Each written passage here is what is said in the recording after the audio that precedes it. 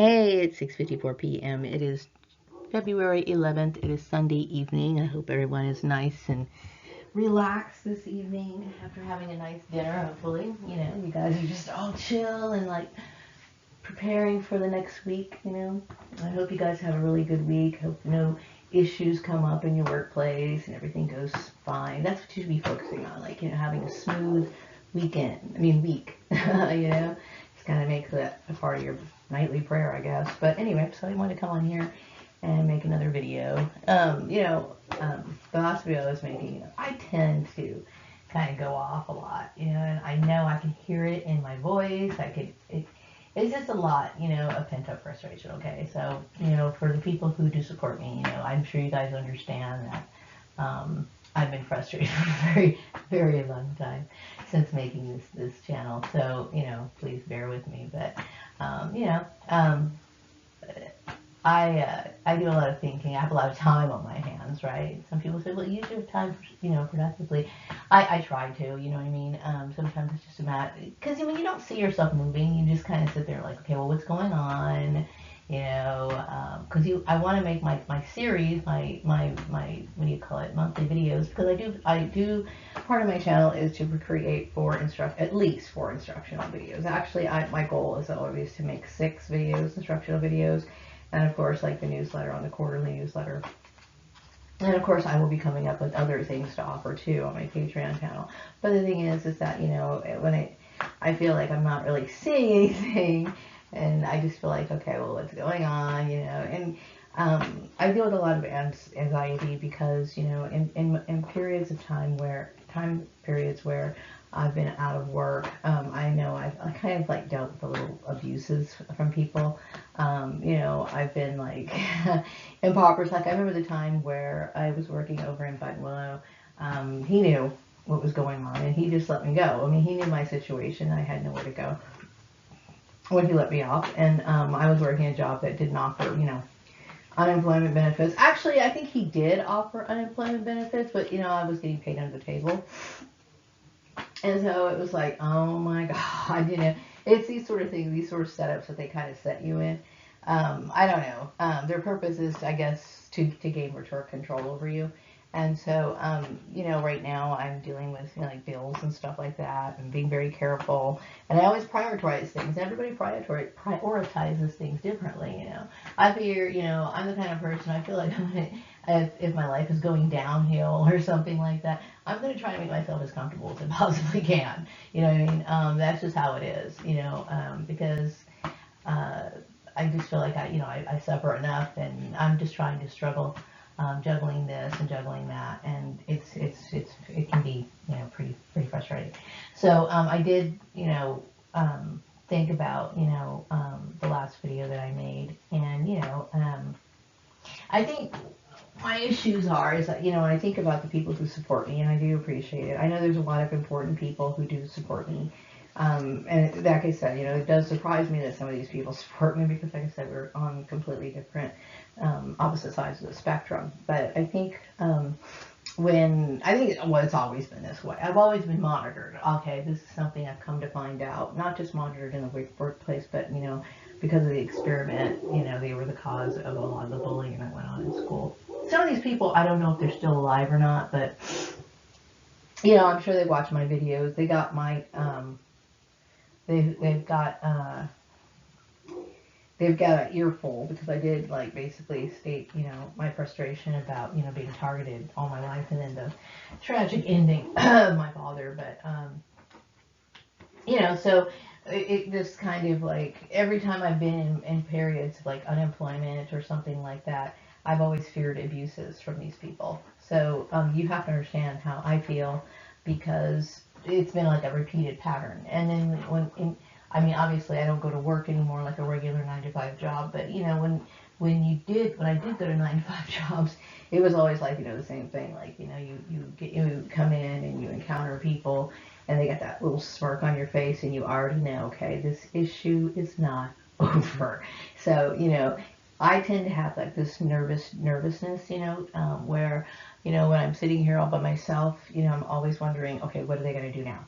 what's going on now, you know. And it can get too much. So then I start making videos because I start thinking, okay, what's going on, and then I start getting intuitive downloads and so on and so forth, and it just goes, goes from there. And then it also helps me, address issues that, like for example, people were talking about me and the rumors. Okay, I know that because I've been targeted for such a long time, and then there are people that used to know me in like the Antelope Valley area, and then of course my adoptive family. They've had their perceptions of me for a very long period of time, based off of the bullying, the reactions to the bullying. Like, when I was younger, I mentioned that, I used to stutter a lot and get nervous, or just like, walk out because the tension was just too thick in the air. So in their mind, they're not realizing that the reason why I was doing this is because of the targeting, and they always thought, oh, she's weird, or she's doing this, or she's stupid, or whatever, you know what I mean? And I know, that my mother kind of painted me out to be someone that, I don't know, she really didn't seem to have a very good opinion of me, okay? And it was mainly based on the frustration that she had to deal with raising me. And of course, because of my behavior of nervousness and so on and so forth, that just kind of created, the problem. What should I say? It compounded the problem. And so, I've dealt with a lot. And I think, when it comes to the important people, like people who are in the political arena, stuff like that, who've had their eye on me, talking, me being like topic of their conversation, I think it's because they always feared. And I think this is the reason why I was targeted, mainly because of people thinking that because I came from this particular background that I was going to like be like some sort of hellraiser or something. And I'm quite the opposite. Even though I do have the ability to, ruffle my feathers and create problems. So I really wanted to, you know what I mean? But it's never been my issue. I've always just been somebody who's just tried to combat the negativity that was directed towards me. And because of these people have been in my life for such a long time, including the people, not just the main perps who are like following me and stuff, but I'm talking about like, my adoptive family and stuff, their influence still lingers, okay? And I do understand, like, for example, there's like celebrities that came into my life sometime around, I believe, the 2013 area, because I don't believe they were originally a part of this. And that some of them, sadly, are influenced by, like, for example, my ex-adoptive family, as well as, maybe some of these rotten, like, petty coworkers that I've had to deal with in the past, because they were, like, hell-bent on trying to sabotage my life. And, the thing is that I've dealt with so much of what I call infiltration, like for example, infiltration where like, you have a neighbor or something, and their neighbor seems to be in on it because maybe somebody is like telling them something.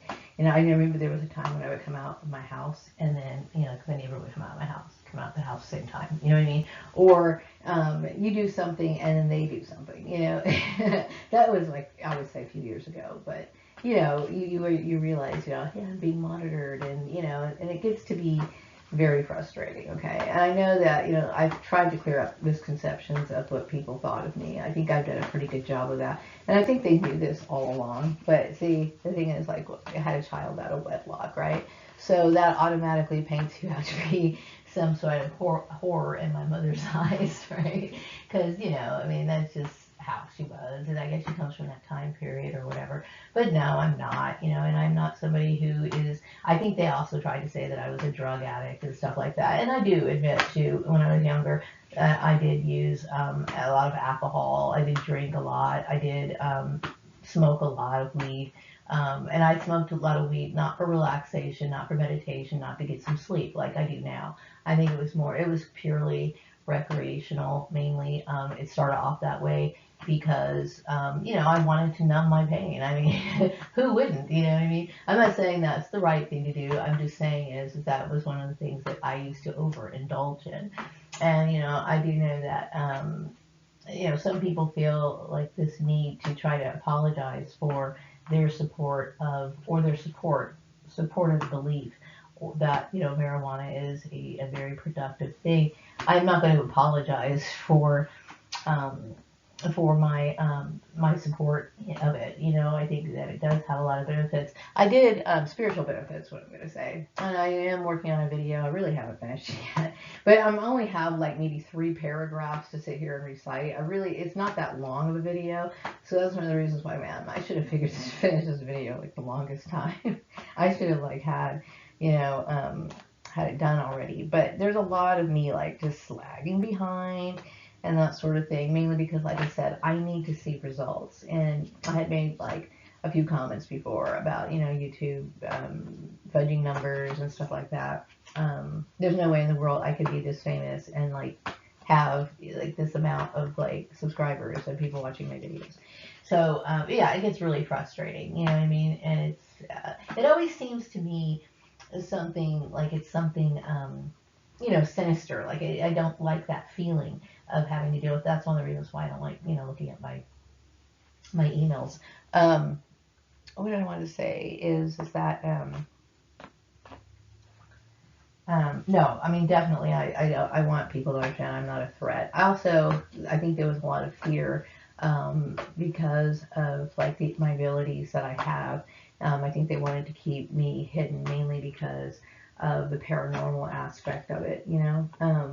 If anything, you know, I think the ability to tap into things that are unseen, I personally think it should be something that's like a testament of those forces that do really exist, and that, you know, there is such a thing as a higher power. You know what I mean? I think it's important for people to know that. Of course, you know, because they thought that I was like an evil person or something, and I'm not an evil person. I mean, like I said, no one's good but God, you know, and I suppose when compared to like, you know, some a deity or something like that that has never made any mistakes, but there has not been one that has ever not made any mistakes, especially in the learning process. You know, I was looking in the Bible about, like, for example, Jesus's youth. I mean, it didn't seem like he actually grew into his state of what do you call it? I would say perfection. But you know, whatever. It doesn't matter. I don't claim to be perfect. You know I've made a lot of mistakes when I was younger, and you know I learned from them. So, what else do I want to say? Um, I noticed that I do notice that I have, like, you know, I am kind of different, and I know that that comes from like some sort of British background. And no, I'm not British, but you know, like I said, you know, living there for that period of time in my life, you know, came up in this life because nobody ever like told me to like anything British or anything like that. I just like, for some reason, I always kind of gravitated towards it. Like when it came to music and stuff like that, not necessarily the kind of music that my father or my mom listened to, because I know they did. They listened to a lot of like British artists, but when it came to me, there were certain bands like that I liked more that they personally didn't particularly care for because it just didn't suit their taste. But and then I also thought their fashion was cool and stuff like that, and you know, and then a lot of my like what do you call it? The way that I say things or my expression sometimes kind of I can tell that it kind of comes from that time period, which is, you know, it explains a lot. It makes me feel kind of good that I understand those things. I do, like I said, I'm not British, but I am British enough to know that the kind of tea that I drink is probably very low quality to the majority of British people. I know that I've met 2 British people who've told me that basically my tea sucks. And, you know, I buy tea basically to drink because I drink tea like every day. I usually have it either mostly iced, and then I also drink it hot, but I would say that I would like to be a little bit more educated when it comes to those sort of things, like because they're telling me my tea is like miserable or terrible, whatever, and I'm like, okay, do you have any suggestions on what I should drink? You know, because I really don't know. Um, what else do I want to say? Oh yeah, so yeah, going back to like the celebrity that are following me and supporting me, and I do thank you. Um, I know that, like I said, you know, there's a lot of things that got around and was said about me that really aren't true, or they may have been true. There might have been some element of truth to it. Like, you know, I know that I did. do stupid things when I was younger. I was kind of goofy when I was a kid. I made mistakes, like everyone else. But see, when you're dealing with gang stalking, the thing is that they really want to discredit you. They want to discredit you so bad.